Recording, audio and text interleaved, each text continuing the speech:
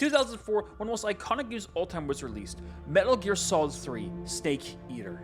A prequel to the game series and is arguably considered the best installment in the series and possibly the best game for the PlayStation 2.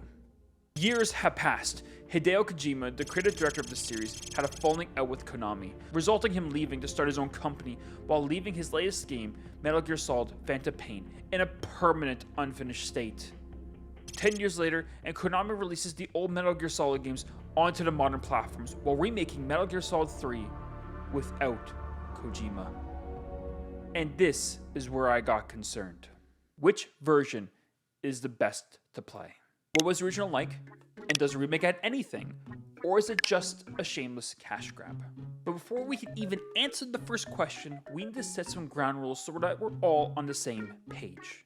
There are a surprising amount of versions of Snake Eater. 4 to be exact. The original, the director's cut, the HD version, and the 3DS. I decided to go with the director's cut of the game, mainly because there was more content for me, and from what I understand, it's the best way to compare with the remake. Sorry to the die-hard 3DS fans who wanted to showcase the 3DS's supremacy. I let you all down. And it'll happen again. Okay, the original game, and holy shit, we're running into problems. Like, oh my god, I just want to play the game! During the first session, I played for roughly 3 hours, and 2.5 of them were me watching cutscenes. Oh, I'm sorry. Am I playing a video game or watching a poorly paced movie? I know it's rich coming from me, the guy who actively recommends Persona to anyone who has a pulse, but at least you're playing the game in that time, compared to this where I just put down my controller. And when you get the privilege to play the game, thank you Kojima, you aren't properly introduced to the controls. You're told to use the action button, but never told what the action button is. Technically, you're able to test out all the controls in a safe area with no enemies, but still, I shouldn't have to sit there for an additional 15 minutes to figure out what the controls are after watching 40 minutes worth of cutscenes. I just want to play the game. The game runs into issues with maid and butlering to make sure everyone's on the same page, which makes Snake, a character that is tasked to enter Russia solo during the Cold War to prevent a terrorist attack, act like he doesn't understand what the Fox unit is or what they're known for. Does this pantywaist know what he's doing? I sure hope so. I know the game is telling you, the player, but it's annoying since everyone in the conversation knows or should know. Which includes me and the most important character in the game, the boss, the person who trained and mentored Snake to be the soldier he is today. But he fucking throws a fit like a child that was told no. The game tries to show how important the boss was to Snake. It's been 5 years, 72 days, and 18 hours. Very parasocial of you, Snake. I get what Hideo's trying to do in the scene. They're trying to force a connection to the audience so that we feel betrayed when the boss defects to the Russians. This isn't a spoiler. This is in the first 2 hours of the game. But when you do get to play the game, oh my god, is it so much fun. Yes, the camera causes headaches and the movement in the game can make me want to scream periodically, especially when you're trying to move quickly, but the game is pretty solid. The shooting in the game is as fun as pulling out teeth, but when you're able to stick around, it's great, especially when everything works as intended. The game has an eating and healing system for when you use a bunch of stamina or when you take damage. Actually, kind of a cool mechanic. The longer you take to eat the food you capture, it will eventually become bad to eat. And the healing system shows what injuries you have endured and what you need to aid them. A little over the top, yeah, but it's still innovative and unique compared to other games that would just let you heal with a single antidote or a band-aid or something lame. Another mechanic that I really enjoyed was the camouflage system. You have a certain percentage of being spotted by guards, but it can change depending on what you wear. In a more urban location, use a red camo. In the mountains, use a mounted camo. You get the idea. Technically speaking, you could just use the default camo and move on with your life. But some of the camos are given as rewards, providing buffs and sometimes side effects. I always took the time to take a look at each camo that I got, just to appreciate the effort it took. Stinky camouflage. Poop emoji. Oh, and it flies around me. There was one mechanic that didn't age well, and that is the CQC mechanic. With the original PlayStation controller, you'll be able to properly use this function to use as enemies as human shields, interrogate them for information, or choke them out depending on how hard you squeeze on the controller. This feature has not been in the controller since, meaning whenever you do use this feature, you unintentionally slit the throats of whoever you're attempting to get information from. So for my playthrough, I just used it to grab people and throw them on the ground, which worked, but Still disappointing that I couldn't use this feature properly. The game takes itself seriously for the most part, but isn't afraid to be silly whenever they want to.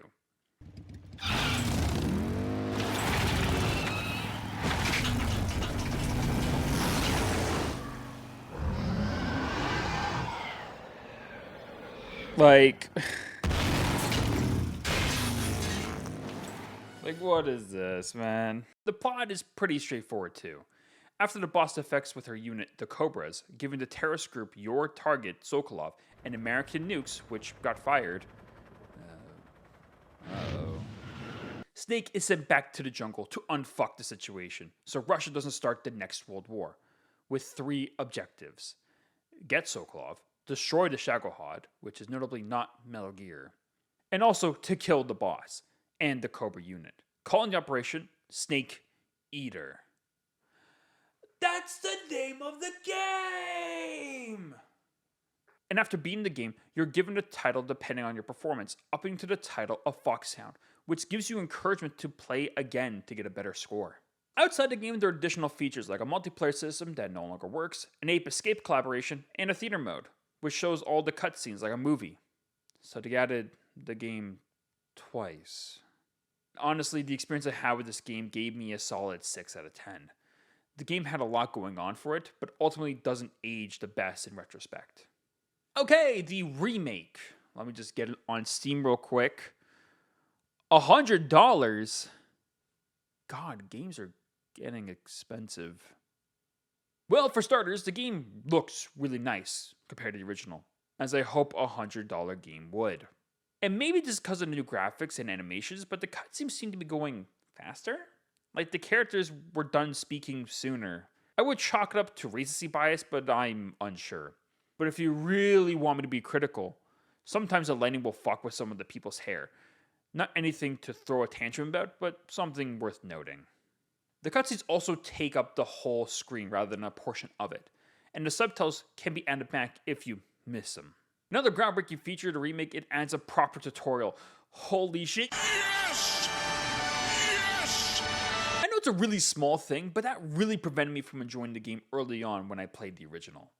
Fantastic that there's a proper tutorial here. Just adding the icons just made it much more simpler. Honestly, thank you. The game also adds a lot of quality of life changes, like camos on the fly to blend into the terrain, which honestly made me want to use the camos more often. Shooting actually feels usable, and they added a trajectory icon to the tranquilizer pistol, which made me realize that the tranks had a drop-off. The original didn't emphasize that, but the remake did. And the interrogation system works! Is it a must-have feature in the game? No. But the guards periodically give warnings and even give you radio frequencies that help you in some way, shape, or form. Radio 148.96. 148.96?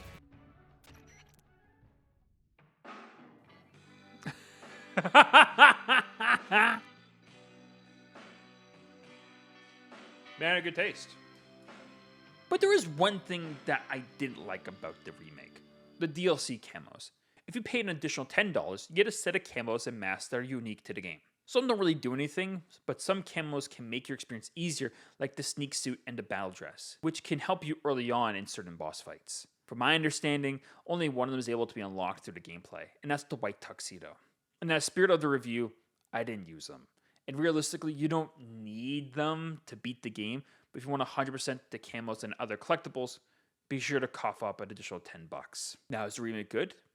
Yes, I would say it's the best way to play the game. Easily, this is a no-brainer. Originally, I was really worried that Konami would just slap a graphics overhaul and call it a day, with no real attempt to honor Kojima's original work. But I was thankfully wrong. It is truly a love letter to the original. But is this a good game? Honk honk beep beep, I'm now going to talk about the game in more detail and actually spoil things to emphasize my points, okay? Mwah.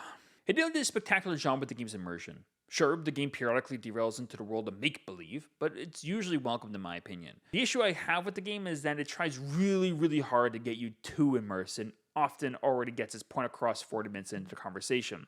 Really early on, you would see that in the cutscene between the Russians and American presidents, talking about the incident.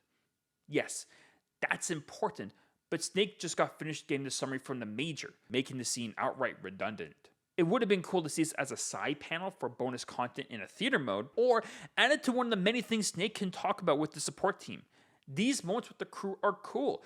They happen and are usually done with nothing really going on, like when you're saving, so just add it there. One of Hideo's biggest flaws as a creator is his pacing. There is no reason for this scene to be this long. It's placed right after the end, which is the middle of the game, arguably. I read this was meant to allow the player to reflect, but the fight wasn't even that hard, especially if you opt to do a strategy that I will talk about later. Now, you can argue that it's meant to emphasize how high up you are, but that's what the environment is for. And in fact, the scenery shows how high up you are anyway, defeating the purpose. Even the game refuses to end. After killing the boss, I told you there'd be spoilers. You get onto the ship and attempt to watch the final cutscene, but not before Asa jumps onto the ship to play Russian roulette with the blank, and then jumps out. Okay. Now the game can end, right? And then Eva and Snake have sex. Weird, but I guess. And then Eva leaves with a record chip talking about her background as a triple agent. Okay, cool plot twist, but I just want the game to end. It was so important for the next game in the series, then add it then. God, the end was so long and obnoxious that I just wanted to outright stop playing the game.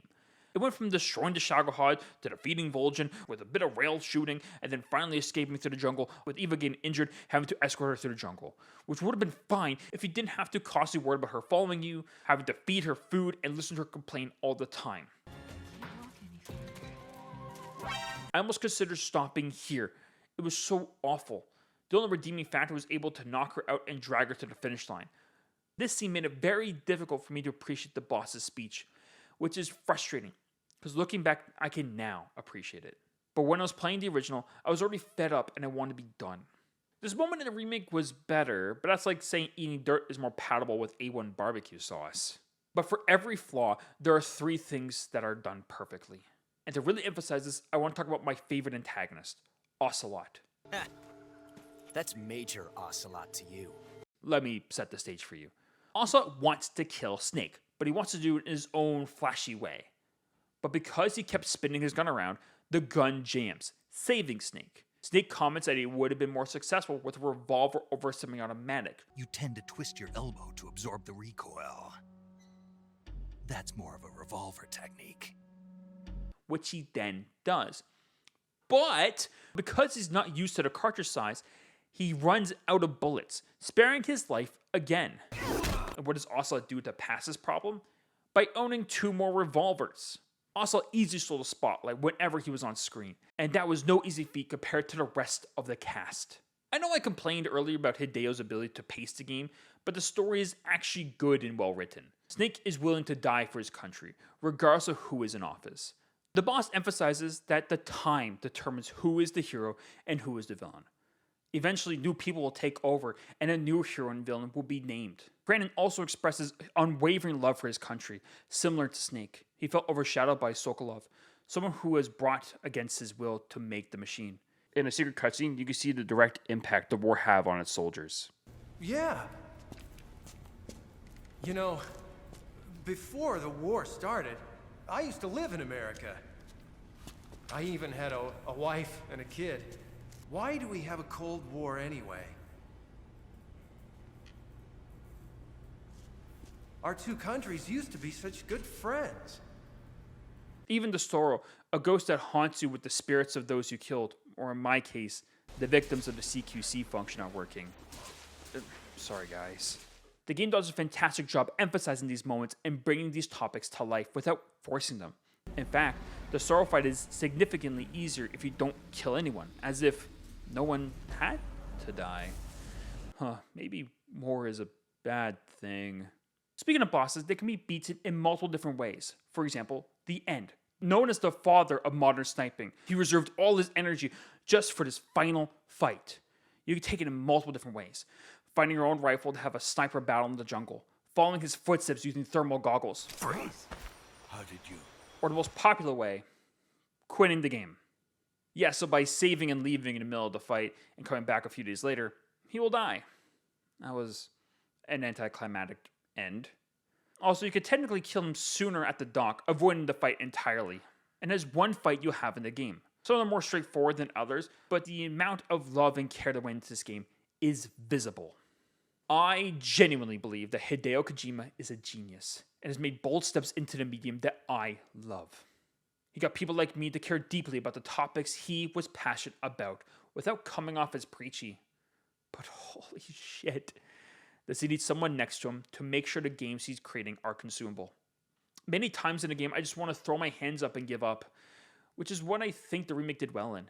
It modernized the game in a good way, without losing the love Hideo put into it, and something that I would encourage people to play today. Now, is it worth $100 Canadian? No, get it on sale.